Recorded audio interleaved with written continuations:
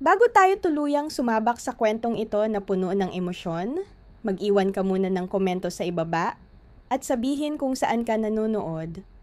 Tara, samahan mo kami sa kwento. Sumigaw ang alarm clock ng alas 5:30 ng umaga, gaya ng palagi nitong ginagawa araw-araw sa loob ng 2 taon. Dahan-dahang bumangon si Officer Miguel Herrera mula sa kama. Masakit pa ang katawan dahil sa double shift niya kahapon. Sa manipis na dingding ng maliit nilang apartment, dinig niya ang banayad na paghinga ng anak niyang si Emily, 8 taong gulang, mahimbing pa ring natutulog sa kabilang kwarto. Tumayo si Miguel sa may pintuan sandali. Pinagmamasdan ang payapang mukha ng anak niya. Kumalat ang maiitim niyang kulot na buhok sa unan na parang halo at sa isang saglit, nakita niya ang maamo at pamilyar na features ng ina nito. 2 taon na ang lumipas mula nang mawala si Maria, pero ang bigat ng pagiging parehong ama at ina ay ramdam pa rin niya araw-araw. Daddy, mahinang boses ni Emily ang bumalik sa isip niya. Dumilat ang malalaking kayumanggi nitong mata at ngumiti, yung inosenteng ngiti na nagpapagaan ng lahat ng sakripisyo niya. "Good morning, princess," bulong ni Miguel habang naupo sa gilid ng kama nito. "Nakakatulog ka ba ng maayos?" Tumango si Emily pero gumalaw ng hindi komportable. "Parang ang weird ulit ng tummy ko." Bahagyang kumunot ang noo ni Miguel. Ilang beses na nitong binanggit na masakit ang tiyan niya nitong mga nakaraang linggo. Pero normal lang namang magreklamo ang mga bata, 'di ba? Minsan dahil gutom, minsan dahil sa candy, minsan kulang sa gulay. Ganun din naman siya noon. "Baka gutom ka lang," sabi niya habang hinahaplos ang buhok ng anak. "Maghahanda si Mrs. Henderson ng oatmeal pag alis ko." "Okay." Tumango ulit si Emily, pero napansin ni Miguel na hindi ito kasing sigla ng dati. Dati-rati ay parang maliit na ipu-ipu ito sa loob ng apartment, laging masigla. Lately, parang napapalitan iyon ng sobrang katahimikan. Habang naghahanda si Miguel para sa trabaho, nakaupo si Emily sa maliit nilang mesa sa kusina. Konti lang ang kinakain sa cereal niya. Habang nagsa-shave, tinitingnan niya ito sa refleksyon. Hindi talaga kumakain. Para bang tinutulak-tulak lang ang cereal sa mangkok. "Emily, kailangan mong kumain," tawag niya. "Tinatry ko naman po, Daddy, kaso masakit ang tummy ko." May kumurot sa dibdib ni Miguel, yung pakiramdam ng isang single parent na laging nagtatanong kung sapat ba ang ginagawa mo, kung napapansin mo ba ang lahat, kung tama ba ang lahat ng desisyon mo. Lumapit siya at lumuhod sa tabi ng upuan nito. "Saan banda masakit, sweetheart?" Itinuro ni Emily ang lower abdomen niya. "Dito po, parang ang sikip." Hinawakan ni Miguel ang noo nito. Walang lagnat, hindi maputla, pero parang mas pagod kaysa dati. Dahil sa dami ng extra shifts niya para mabayaran ng mga bills, nag-aalala siyang baka may mga bagay na hindi niya napapansin. "Ganito na lang," sabi niya habang tinitingnan ng oras. "Pag masakit pa rin mamaya pag uwi ko, tatawag tayo kay Dr. Peterson." Bahagyang lumiwanag ang mukha ni Emily.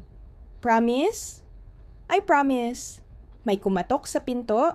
Dumating na si Mrs. Henderson. Ang 70 taong gulang na kapitbahay nilang naging malaking tulong simula nang mawala si Maria.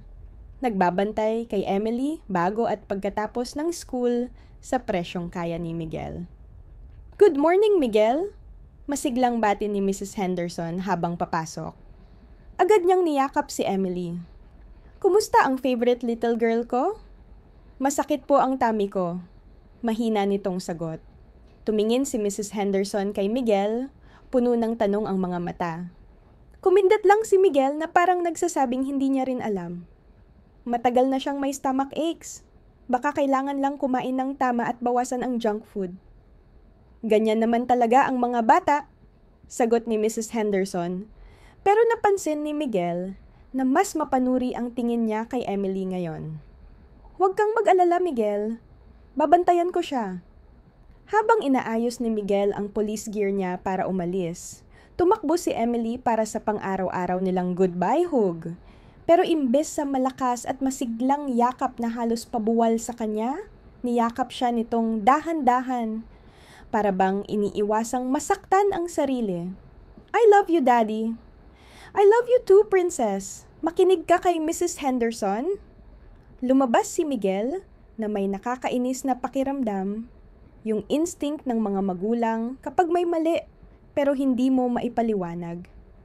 Pero kailangan niyang tumutok sa trabaho.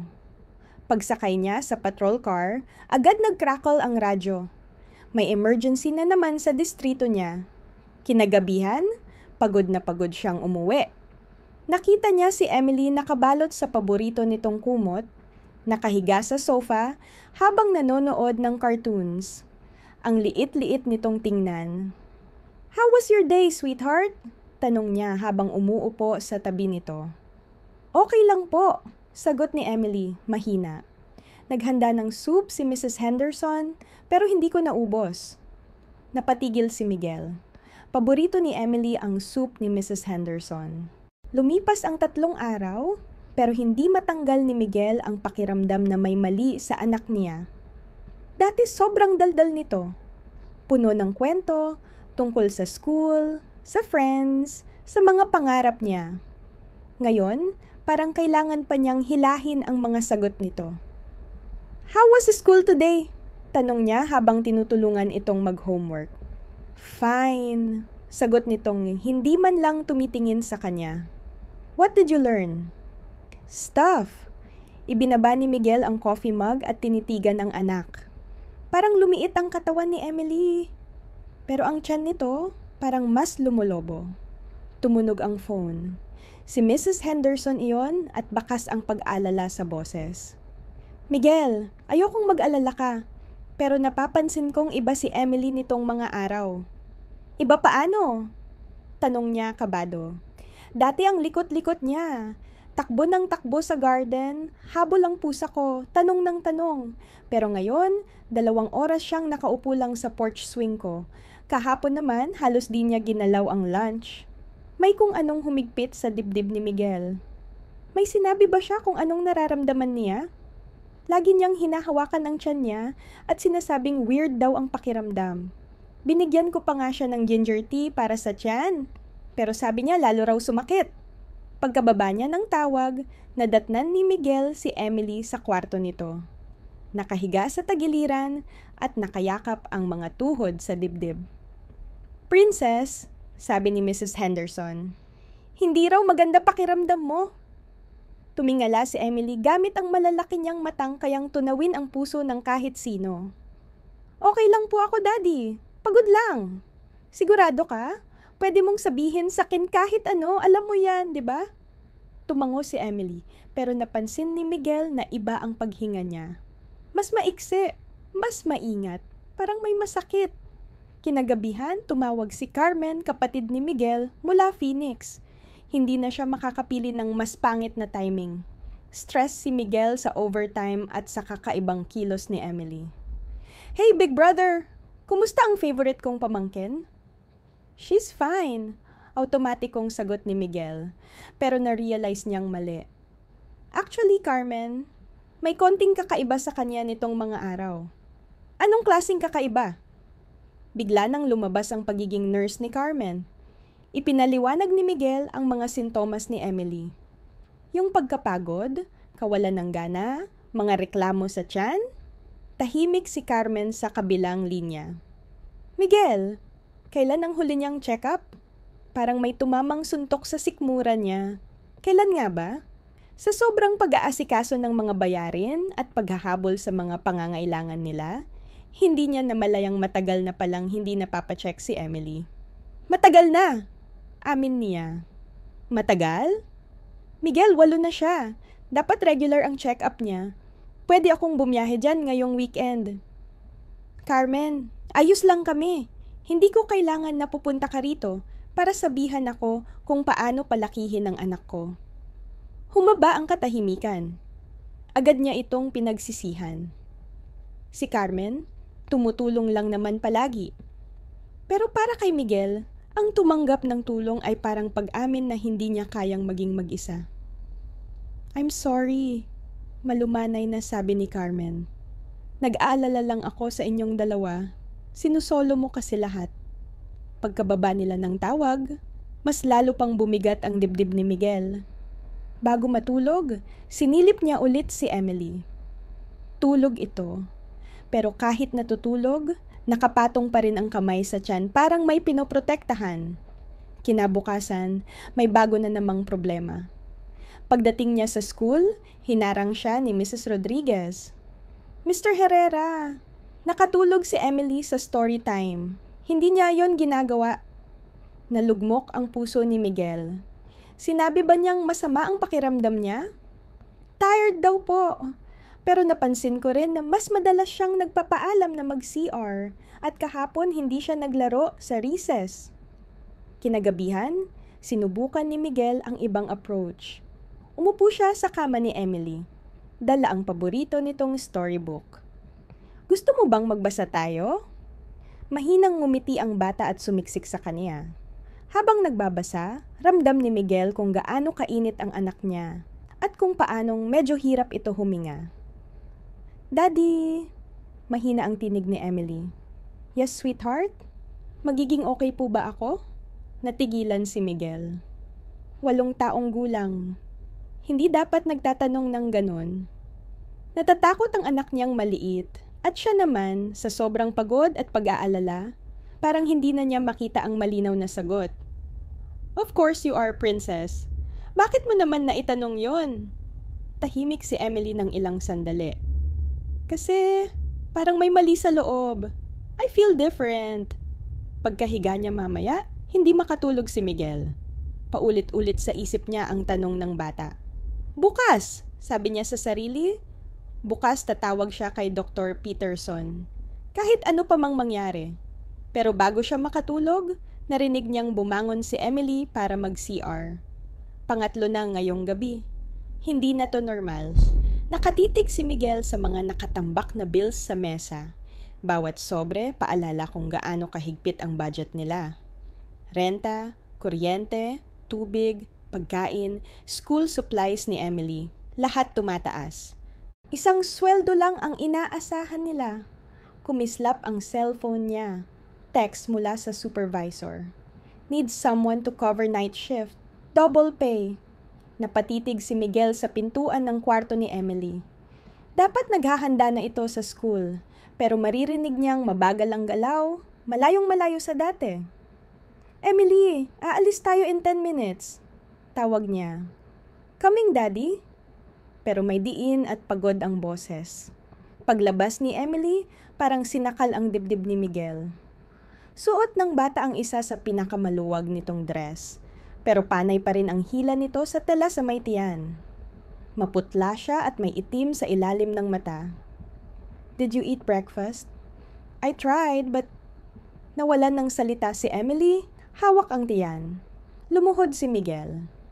Princess, sa tingin ko kailangan nating pumunta kay Dr. Peterson today. Lumaki ang mata ni Emily. Am I in trouble?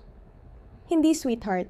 Minsan kailangan natin ng doktor para mas gumaan ang pakiramdam natin.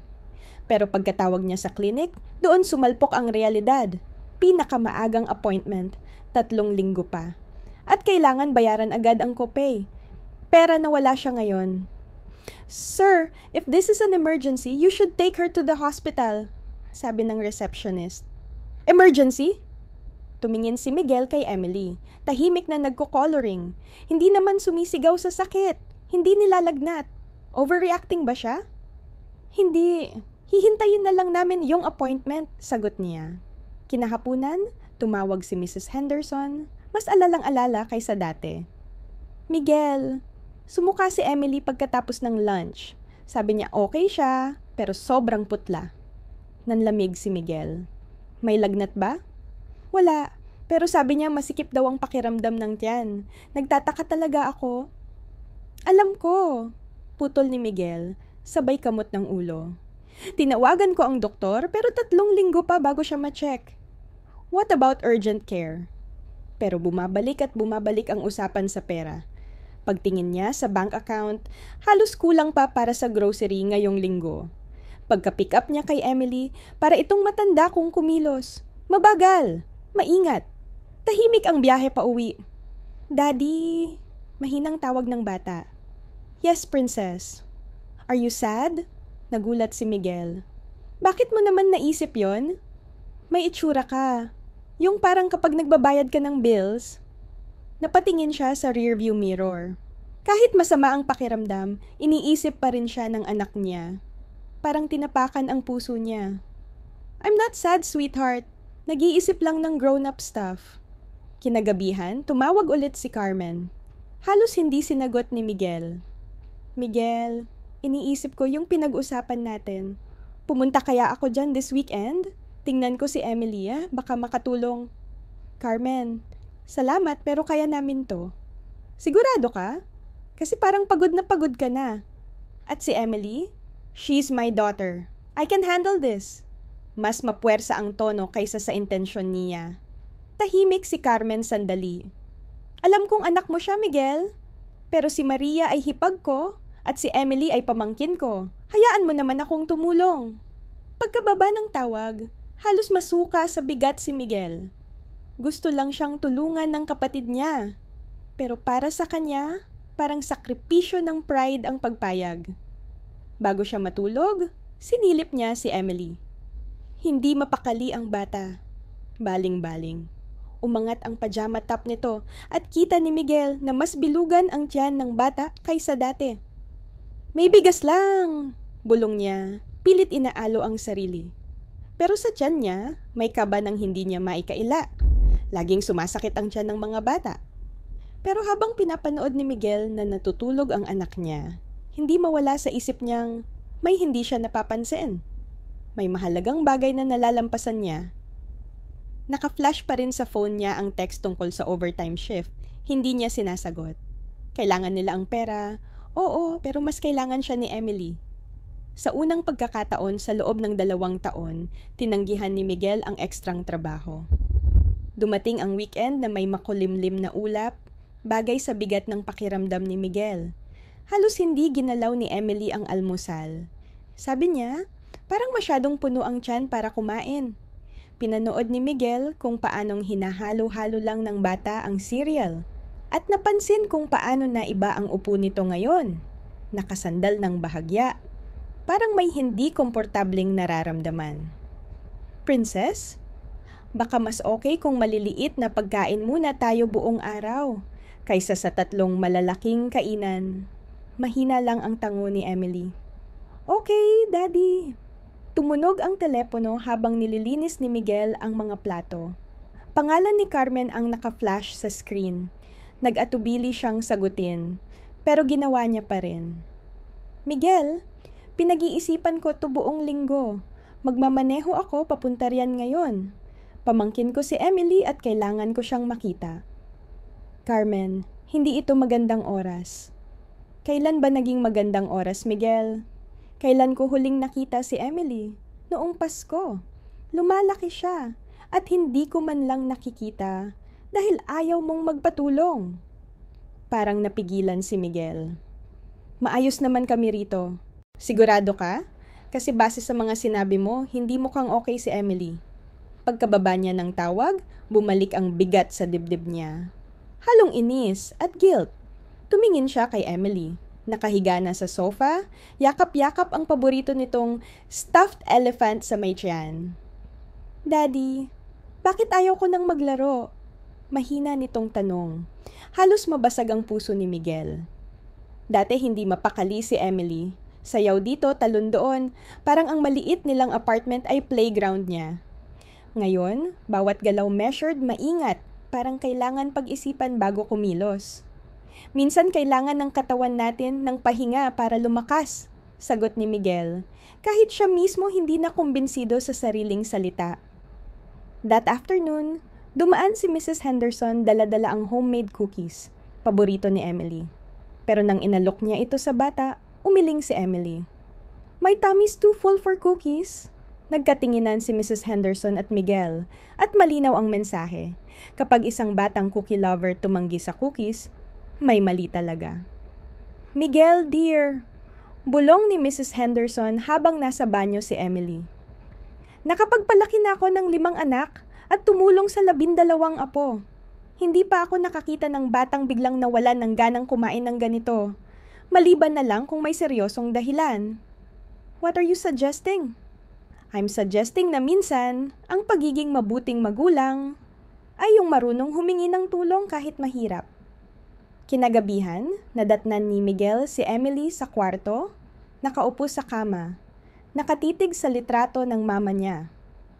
What are you thinking about, princess? Si Emily, mahina pero malinaw. Mama, do you think she can see me from heaven? Umupo si Miguel sa tabi niya.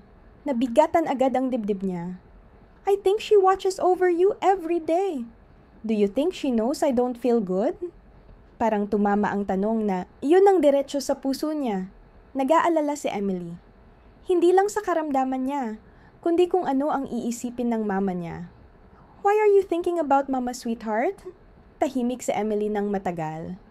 I remember when she used to hold her tummy, like I do now. Before she went to heaven. Nanginig ang kalamnan ni Miguel. Nanlamig ang buong katawan niya. Ganito rin ang pinagdaanan ni Maria, ang unti-unting pananakit ng tiyan noong may sakit na ito. Pero bata pa si Emily noon. Akala niya hindi nito matatandaan. Emily, this is different from what happened to Mama. Pero kahit siya ang nagsabi, may gumapang na takot sa loob niya. Tama ba siyang namimigay ng assurance? O nagpapakadesente lang siya para hindi harapin ang katotohanan? Kinagabihan, hindi natulog si Miguel. Paulit-ulit niyang nire-replay ang mga nakaraang linggo. Ang kawalan ng gana ni Emily, pagkapagod, kung paanong parang pinoprotektahan nito ang tiyan, pati ang pagbabago ng fit ng mga damit niya. Nagbuzz ang phone. Text mula kay Carmen. I'm leaving Phoenix at 6 a.m. I'll be there by noon tomorrow. We need to talk. Gusto sanang sagutin ni Miguel nang wag na, pero hindi gumalaw ang mga daliri niya. Siguro, kailangan nga talaga niya ng tulong. Siguro ang pagkapit niya sa Pride ay delikado para kay Emily. Mula sa kwarto ng bata, may marinig siyang impit na iyak. Mabilis siyang tumakbo ron. Nakita niya si Emily. Nakapulupot na parang bola, may luha sa pisngi. Princess! What's wrong? It hurts, Daddy. It really hurts. Niyakap niya ang anak ng mahigpit, ramdam ang liit at fragility nito. At doon niya naramdaman, hindi na pwedeng maghintay bukas. At kung darating si Carmen, marahil iyon ang kailangan ni Emily. Eksaktong tanghali dumating si Carmen tulad ng pangako. Nasilip ni Miguel sa bintana ang kapatid habang kinukuha nito ang nursing bag mula sa passenger seat, isang habit na nagpapaalala kung bakit niya parehong kailangan at kinatatakutan ang pagdating nito. Nakahiga si Emily sa sofa. Tulog na naman. Isang alarming routine. Dati ayaw niya ng naps, pang babies daw. Ngayon kusang yumayakap sa elephant niya kapag sumasakit ang tiyan. She's sleeping again? Tanong ni Carmen.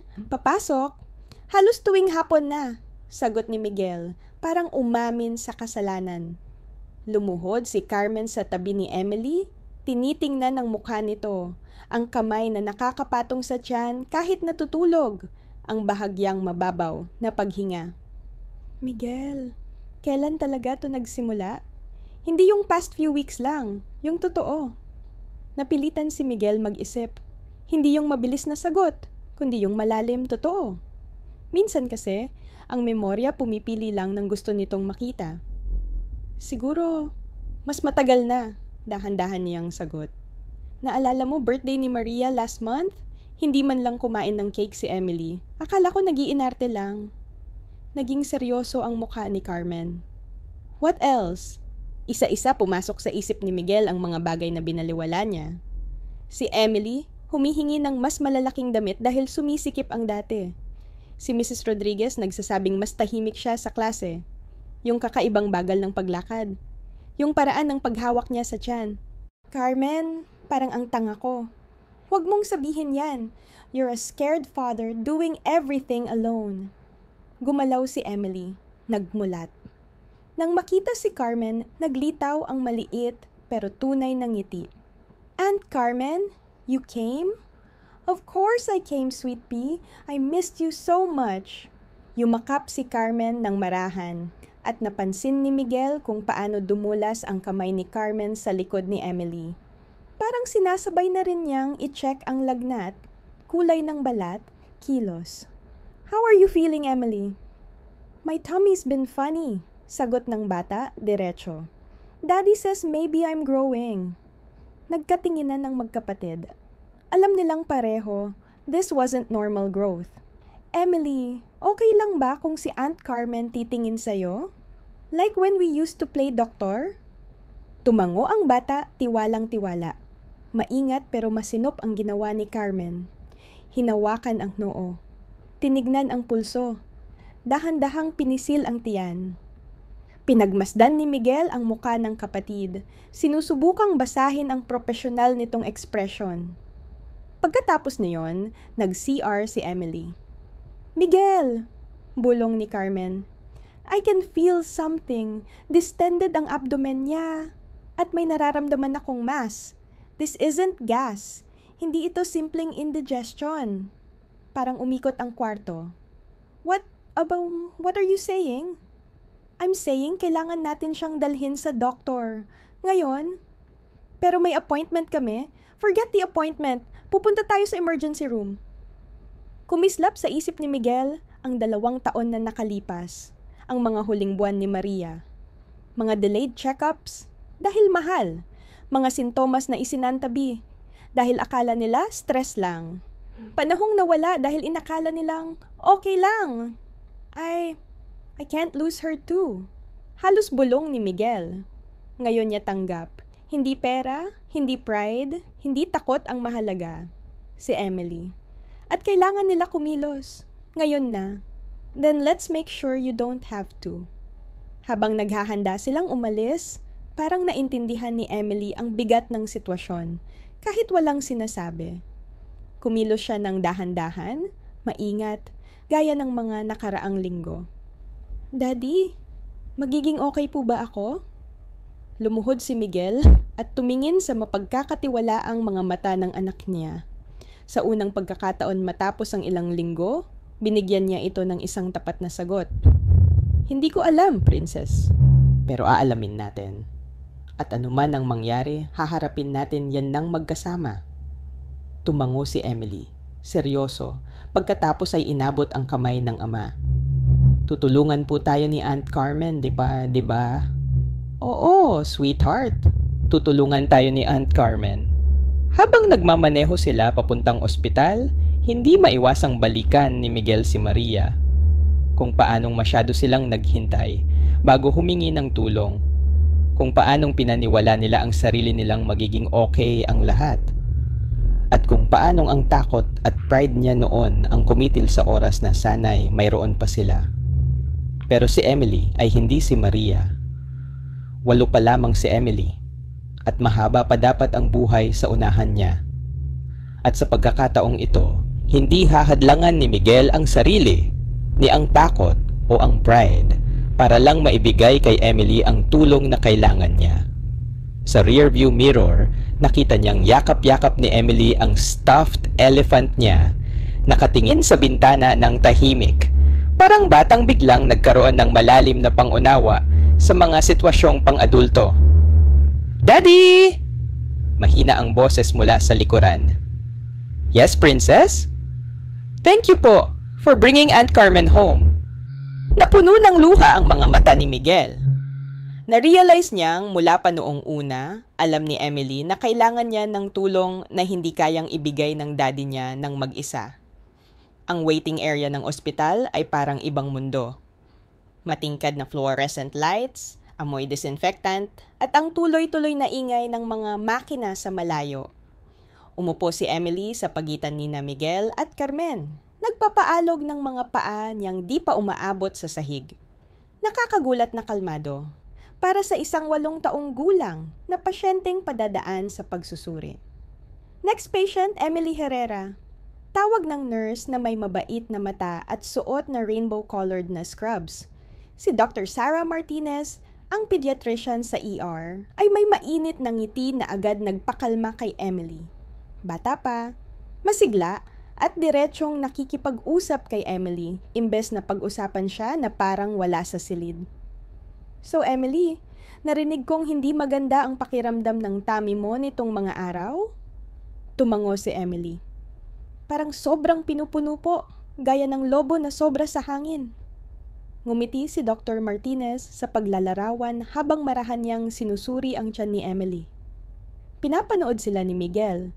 Sinusubukan basahin ang bawat galaw ng doktor. Well, Emily, minsan niloloko tayo ng katawan natin. Masaya nitong sabi. Magpaparan lang tayo ng ilang tests para malaman kung bakit parang puno ang tummy mo. Nauna ang blood tests. Matapang si Emily, hinigpitan lang ang hawak ni Miguel nang pumasok ang karayom. Pagkatapos, naghihintay sila. 30 minutong parang oras ang binibilang. Pagbalik ni Dr. Martinez, tila nakahinga siya ng maluwag. Good news! Normal ang blood work ni Emily. Walang infection, walang nakitang alarming markers. Malinis ang lahat. Nabunutan ng tinik si Miguel. So, okay na po siya? Magpapa-ultrasound lang ako para siguradong sigurado. Pero sa ngayon, mukhang malala lang na constipation o food sensitivities na unti-unting naipon. Sa ultrasound room, nakatitig si Emily sa screen. Aliw na aliw, habang dumadaan ang wand sa maliit niyang tiyan. Ano po yung mga gray na parang blobs? Yun ang loob mo, sweetie. Lahat ng nakikita ko. Ngumiti si doktora. Mukhang normal. Narinig ni Miguel na naging mas kumpiyansa ang tono ng doktora. Itinuro nito ang iba't ibang parte ng screen, ipinaliwanag kung paano mukhang maayos at nasa tamang posisyon ang mga organs ni Emily. You know what, Emily? Mukhang nag-aalala lang ng sobra ang daddy mo, biro ni Dr. Martinez. Classic digestive issue ito. Kaya natin tong ayusin. Hinawakan ni Carmen ang balikat ni Miguel. O ma, di ba? Ayos na siya. Nagprint si doktora ng ultrasound pictures. Magbibigay ako ng mild laxative at probiotics. Iwas muna sa dairy 1 linggo, dagdag fiber. Tapos tataya ako. Babalik yan si Emily sa dati niyang sigla in no time. Biglang nabuhayan si Emily. Ibig po ba sabihin? Pwede akong mag-ice cream pag gumaling na? Natawa ang lahat. Ang una nilang tawa kasama si Emily pagkatapos ng ilang linggo. Healthy foods muna, princess, sabi ni Miguel, pero nakangiti na rin. Pag-uwi nila, ibinigay ni Dr. Martinez ang follow-up card. Balik kayo after 2 weeks. Pero honestly, baka tumatakbo na naman yan sa paligid ng bahay bago pa dumating yung check-up. Iba ang pakiramdam ng biyahe pa uwi. Mas magaan. Tumatawa si Emily habang ikinukwento ang movie ng loob niya na nakita sa ultrasound. I overreacted, di ba? Tanong ni Miguel kay Carmen pagdating nila sa bahay. You're a concerned parent, hindi yun masama. Kinagabihan, si Emily mismo ang nagtanong kung may pagkain. Unang beses sa maraming araw. Ginawa ni Miguel ang paborito niyang grilled cheese at nakakalahati ito. See, Daddy? Gumagaling na ako. Inihiga niya ito sa kama. Halos lumulutang ang pakiramdam ni Miguel. Mas parang sarili ulit si Emily. Tumatawa sa mga boses-boses niya sa kwento. Daddy, bukas po park tayo? Kung okay ang pakiramdam mo, syempre. Paghalik niya sa noon nito, hinawakan ni Emily ang kamay niya. Daddy, sorry po kung natakot kayo. Hindi mo yun kasalanan, princess. Hindi mo kasalanan magkasakit. Pero gumagaling na po ako, di ba? Sabi ng doktor. Sabi ng doktor, ulit ni Miguel. Kahit may maliit na boses sa likod ng isip niya na nagsasabing minsan nakakaloko ang pag-asa. Nakapwesto si Carmen sa guest room at bago matulog si Miguel, kumatok ito. Better? Much. Thank you sa pagpilit mong dalhin namin siya. Kahit maliit lang pala ang issue, at least alam na natin. Pero bago siya tuluyang makatulog, hindi niya maalis sa isip kung paano mismong itsura ng tiyan ni Emily. na kahit may assurance, hindi pa rin tugma. Ang pag-asa ay maganda, pero minsan nakabulag din. 3 araw matapos ang pag-asa, bumagsak ang lahat. Isang Martes ng umaga. Nagising si Miguel na masaya. Kumain ng buo si Emily kahapon at naglaro pa sa bakuran. Pinakamaganda ang energy niya sa loob ng maraming linggo. Mukhang gumagana ang gamot at matatag ang kumpiyansa ni Dr. Martinez. "Good morning, princess," tawag ni Miguel habang kumakatok sa pintuan. "Time for school. Katahimikan. Emily, sweetheart." Pagbukas niya ng pinto, nakita niyang nakabaluktot si Emily sa kami, namumutla, at halatang nagdurusa. Parang binawi ng isang iglap ang lahat ng pagbuti kahapon. "Daddy!" bulong ng bata. "Mas masakit po ngayon kaysa dati." Umupo agad si Miguel sa tabi niya, hinawakan ng noo. Wala namang lagnat, pero ang itsura niya, kulay abo ang kutis, may madidilim na bilog sa ilalim ng mata, parang isang gabi lang lumabas. "Where does it hurt?" Inilagay ni Emily ang kamay sa tiyan. "Everywhere. At pakiramdam ko sobrang puno, parang puputok na." Inalalayan niya itong tumayo. Pero nang makita niya ang tiyan, parang nanlamig siya. Mas nakaumbok kaysa dati. Mas halata. Mas hindi natural. Paano niya nagawang kumbinsihin ang sarili na gumagaling ito? "Bigyan kita ng tubig. Baka makatulong ang meds." Umiling si Emily. Mahina. "Hindi ko po kaya uminom. Wala pong space sa loob." Sumulpot si Carmen sa pintuan. Narinig ang usapan. Isang tingin lang niya kay Emily, nag-shift na agad ang buong aura niya bilang nurse. "Miguel, hindi ito constipation. Tingnan mo siya." Sinubukang tumayo ni Emily, pero bigla itong naalugan, kumapit sa braso ng kanyang ama. Para bang yung simpleng pagtayo na ginagawa niya araw-araw ay biglang naging mabigat na gawain. "Daddy, ayoko pong pumasok sa school ngayon. I'm too tired. Masyadong pagod ako." Ramdam ni Miguel ang pagpanik na gumagapang sa dibdib niya. Napaka-kumpiyansa ni Dr. Martinez noon. Napaka-assuring. Normal ang blood tests. Maayos ang ultrasound, pero ang ebidensya sa harap niya, hindi na pwedeng ipagsawalang bahala. Lumalala ang kondisyon ng anak niya. Hindi gumagaling. "Carmen, dapat ba nating tawagan si Dr. Martinez?" "Hindi tayo tatawag kahit kanino. Pupunta tayo na ngayon sa ospital." Habang naghahanda silang umalis, kumikilos si Emily na parang isang matanda. Maingat, mabagal.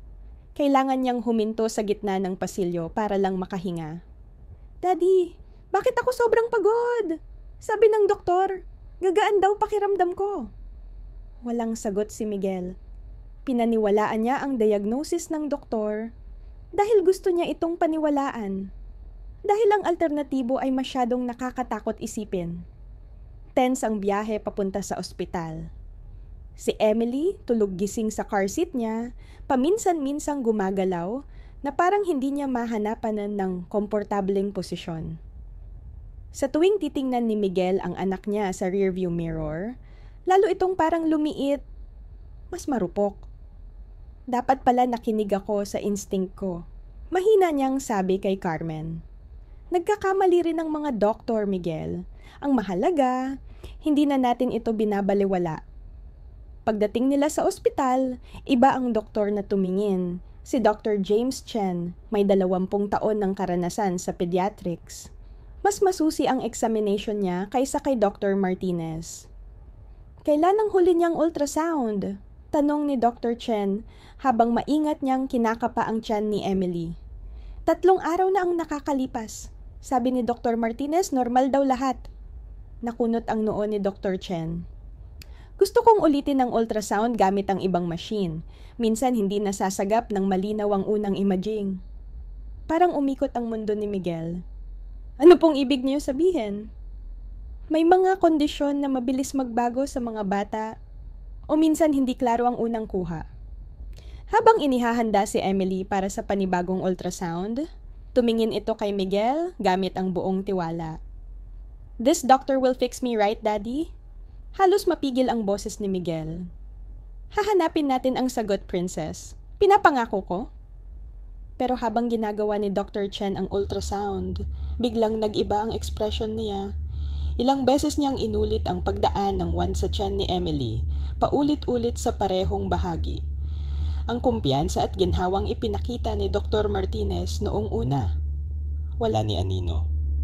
Kailangan kong tawagin ang radiologist, mahina niyang sabi. Gusto ko ng second opinion sa nakikita ko. Nanghina ang tuhod ni Miguel. Ano po bang nakikita niyo? Mahaba, mabigat ang saglit na pagkakahinto ni Dr. Chen. May bagay na hindi malinaw noong unang ultrasound. Kailangan pa nating imbestigahan.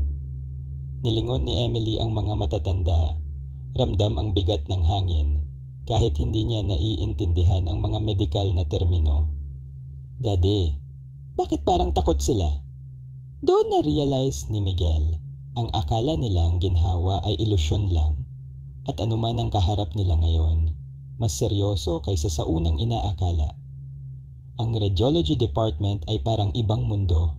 Sterile, tahimik, at ang mga makinay pumipitlag at humuhuni sa paraang nagpapabalat sibuyas ang balat ni Miguel.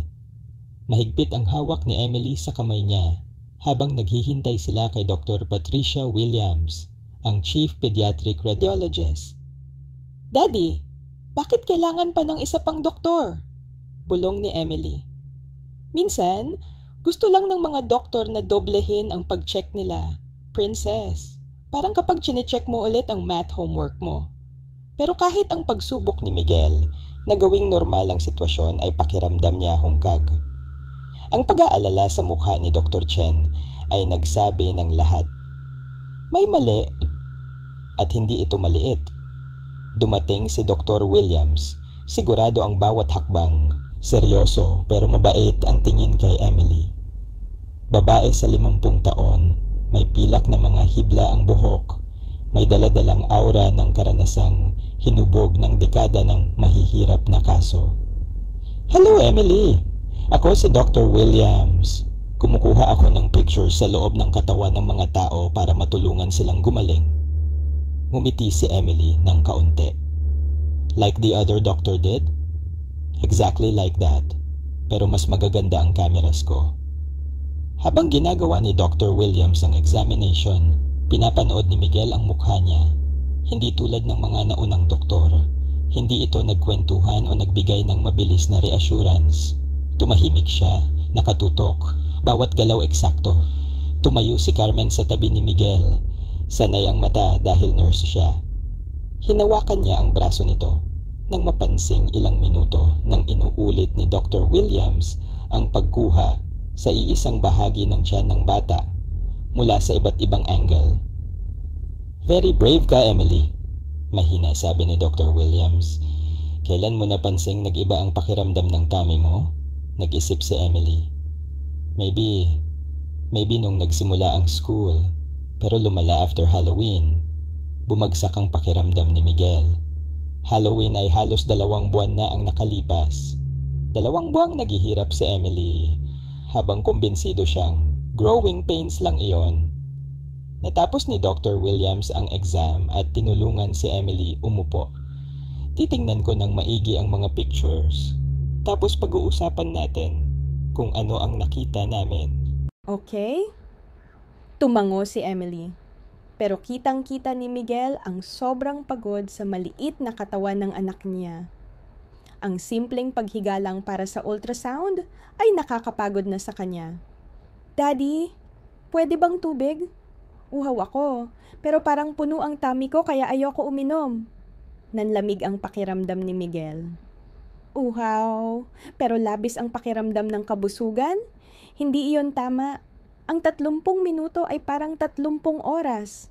Naglakad-lakad si Miguel sa maliit na waiting area.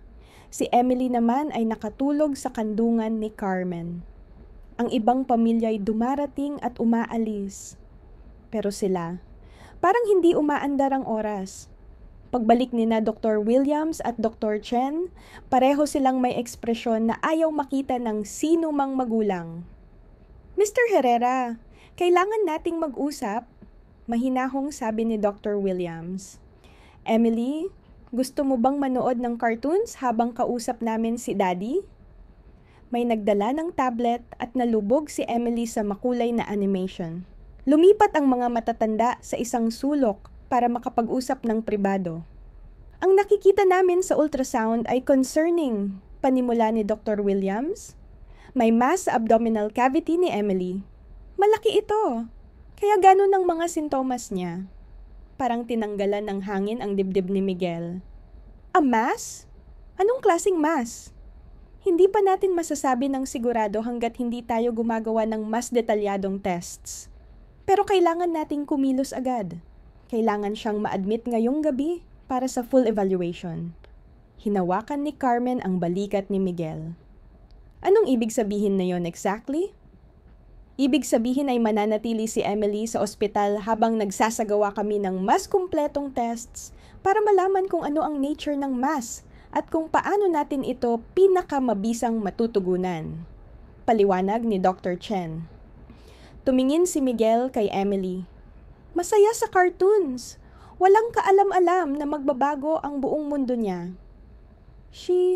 Will she be okay? Maingat ang pagpili ni Dr. Williams sa mga salita. Kakailanganin ni Emily ng surgery para maalis ang mass. Ang good news, maaga natin itong nakita at napakahuhusay ng pediatric surgeons dito. Pero kailangan nating kumilos ng mabilis. Surgery? Halos hindi lumabas ang boses ni Miguel.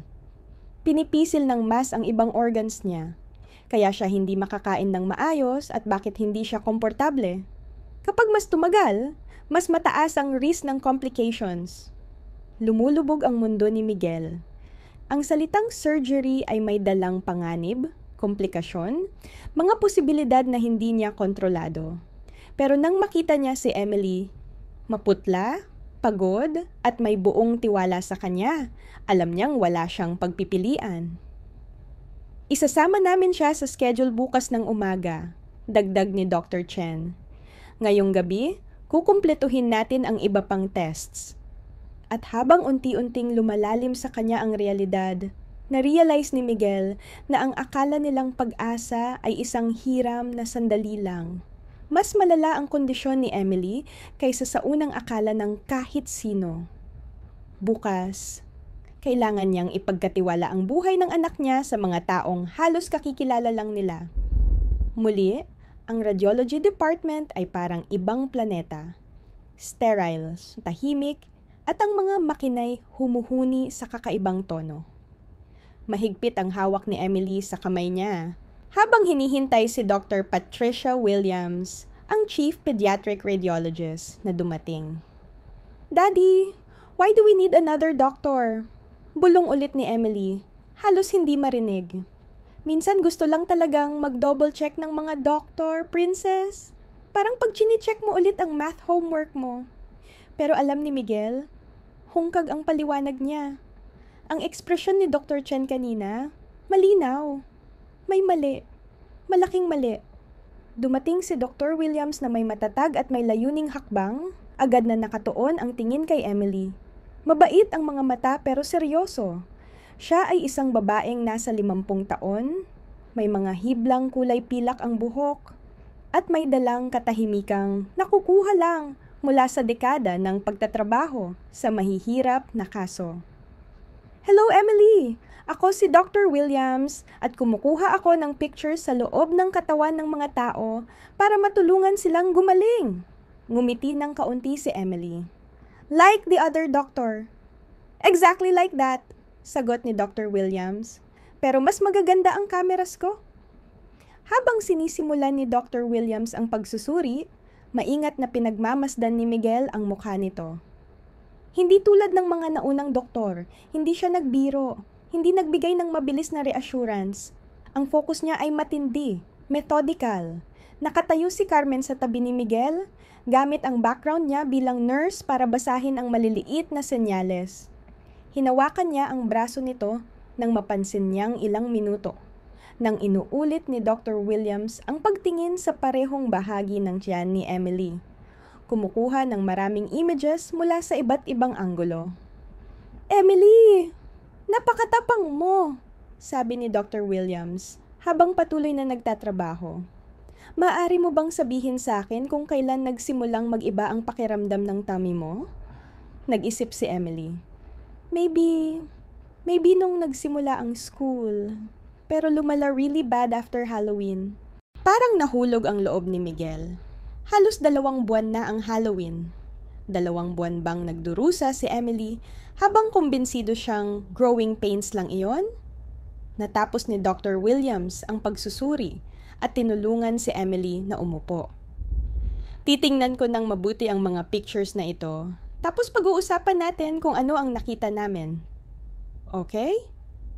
Tumango si Emily, pero kita ni Miguel ang pagod sa bawat linya ng maliit na katawan ng anak niya. Kahit ang simpleng paghiga para sa ultrasound ay nakakapagod sa kanya. Daddy, can I have some water? Uhaw ako, pero parang too full ang tummy ko para uminom. Ang kontradiksyon uhaw pero puno ang pakiramdam, nagpadagdag ng kilabot kay Miguel. Ang 30 minuto ay parang 30 oras. Lakad ng lakad si Miguel sa maliit na waiting area habang si Emily ay nakatulog sa mga bisig ni Carmen. May dumarating at umaalis na ibang pamilya, pero sila parang hindi natatapos ang paghihintay. Sa wakas, bumalik sina Dr. Williams at Dr. Chen. Pareho ang mga ekspresyon nila. Yung klaseng ekspresyon na ayaw makita ng isang magulang. Mr. Herrera, kailangan nating mag-usap, mahinahong sabi ni Dr. Williams. Emily, gusto mo bang manood ng cartoons habang kausap namin si Daddy? May nagtulak na nurse ng tablet papunta kay Emily at agad siyang nalubog sa makulay na animation. Lumipat ang mga matatanda sa isang sulok para makapag-usap ng pribado. What we're seeing on the ultrasound is concerning, panimula ni Dr. Williams. May mass sa abdominal cavity ni Emily. Medyo malaki, kaya gano'n ang mga sintomas niya. Parang nawala ang hangin kay Miguel. A mass? Anong klaseng mass?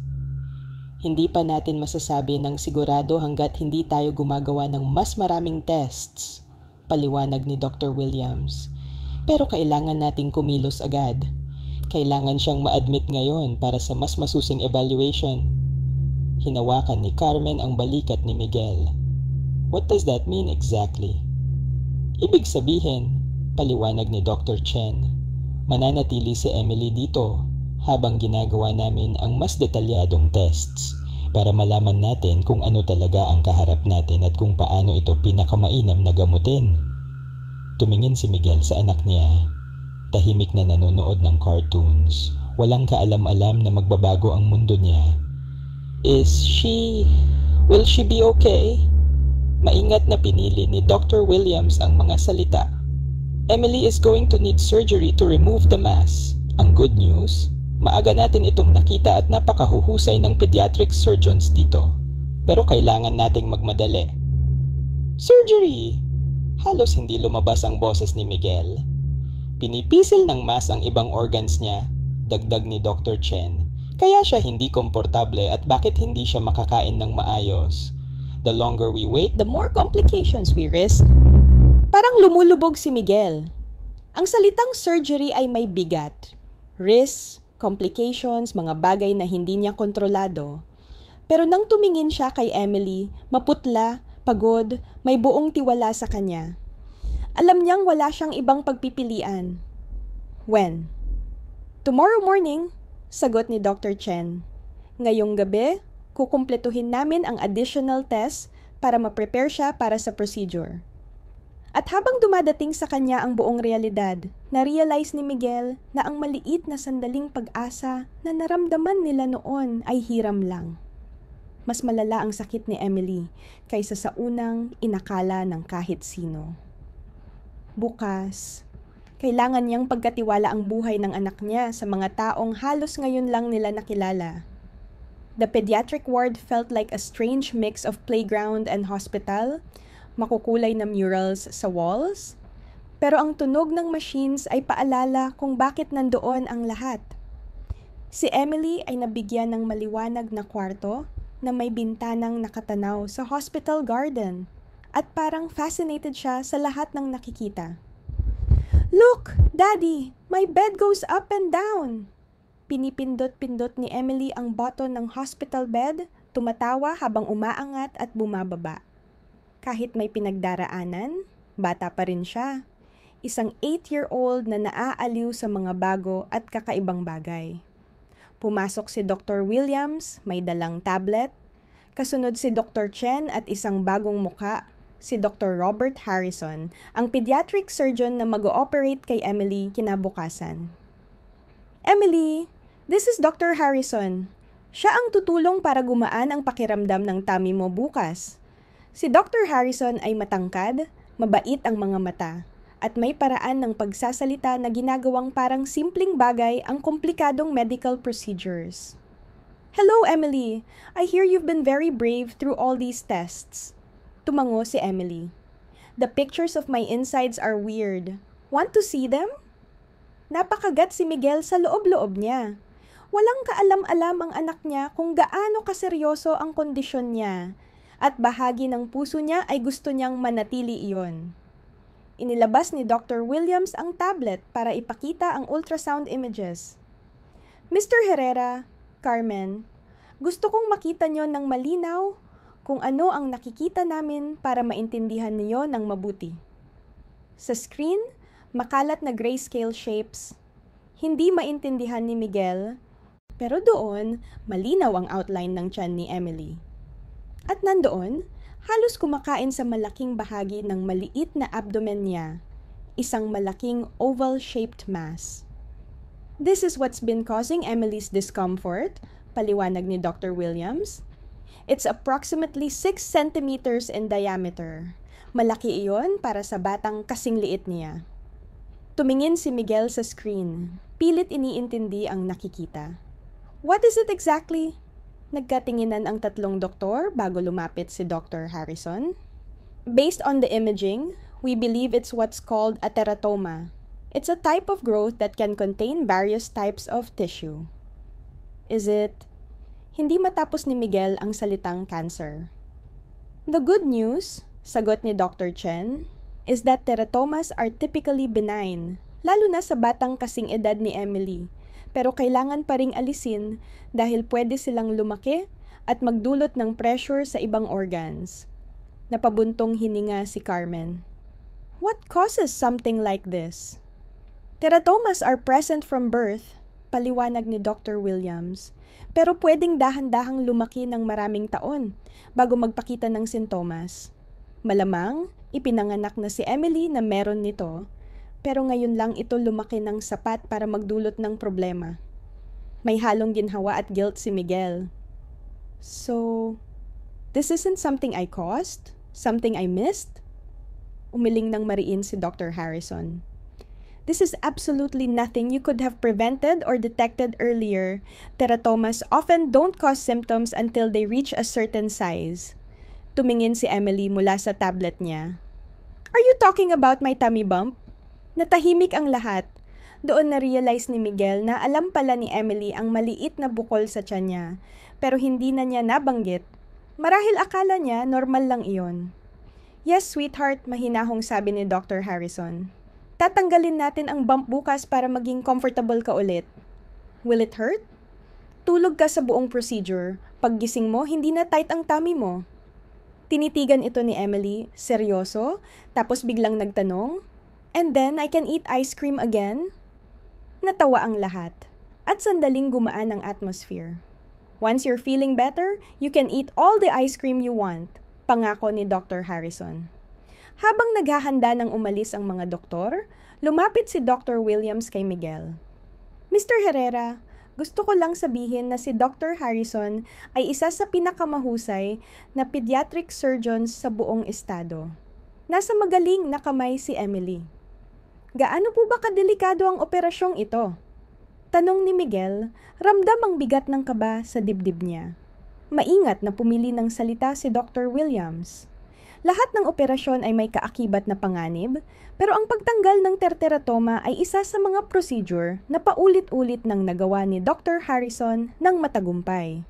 Bata pa si Emily at malusog naman siya, kaya malaking advantage iyon para sa kanya. Kinagabihan, Habang naghahanda si Emily sa huling gabi niya bago ang operasyon, kapansin-pansin kung gaano siya katahimik. Hindi pangkaraniwan para sa isang batang haharap sa isang malaking medical procedure. "Daddy, dito ka lang po ba ngayong gabi?" Tanong ng bata. Mahina ang boses. "Siyempre, princess, hindi ako aalis," sagot ni Miguel. "Okay, kasi nanaginip ako kanina. Yung bump sa tummy ko, parang alien daw. Tapos bukas daw ipapakilala siya ng mga doktor sa atin." Napangiti si Miguel kahit napuno ng kaba ang puso niya. Kahit sa gitna ng pag-aalala, umaapaw pa rin ang imahinasyon ni Emily. Pero habang nauupo siya sa hindi komportabling upuan sa tabi ng kama ng anak, hindi niya maitago ang pakiramdam na ang bukas ay magbabago ng buhay nila kahit papaano. Dumating ang umaga ng operasyon, madilim ang ulap at ambon. Parang sinasalamin ang nerbiyos ni Miguel. Hindi pa kumakain si Emily mula hating gabi, kaya pagdating ng 7:00 ng umaga, nagiging irritable na siya at hindi maintindihan kung bakit hindi siya pwedeng mag-almusal. "But I'm hungry, Daddy. Kahit konting toast lang." "Pagkatapos ng surgery mo, princess, kailangan walang laman ang tummy mo para matulungan ka ng mga doktor ng maayos."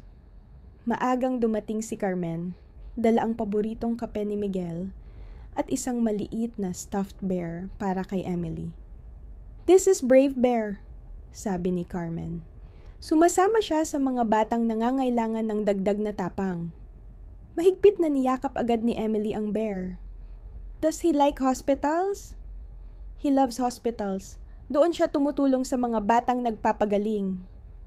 Pagsapit ng 9:00 ng umaga, dumating na ang surgical team para sunduin si Emily papuntang operating room. Ang liit-liit niya tingnan sa stretcher, napapalibutan ng malalaking medical equipment. "Will you be here when I wake up?" tanong niya. Biglang naging parang mas bata kaysa sa 8 niyang taon. "Dito lang ako," pangako ni Miguel, hinalikan ang noo niya. "Magbilang ka lang hanggang 10, tapos pagmulat mo, tapos na ang lahat. Will my tummy bump be gone?" "Iyon ang plano, sweetheart." Habang inilalabas si Emily, para bang nahati ang puso ni Miguel. Halos hindi siya makahinga.